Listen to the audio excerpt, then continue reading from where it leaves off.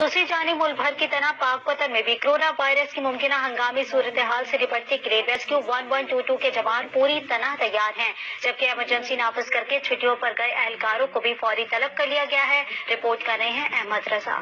Corona virus से पैदा होने वाली मुमकिन हंगामी सूरत हाल से निपटने के लिए पाकपतन में महकमा रेस्क्यू ने तमाम तर तैयारियां मुकम्मल कर ली। शहरियों को वायरस से बचाने के लिए general bus stand, railway station, district अस्पताल समेत मेन शाहराहों पर क्लोरीन स्प्रे किया गया। District emergency officer doctor H Shah Mazhar का कहना है,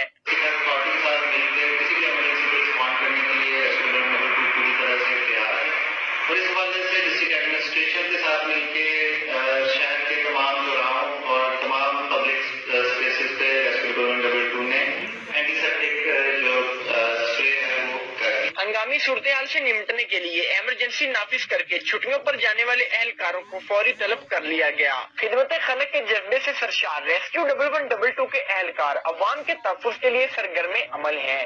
कैमरा टीम के साथ महमूद अहमद रजा, K21 न्यूज़, पाकपतन। कोरोना के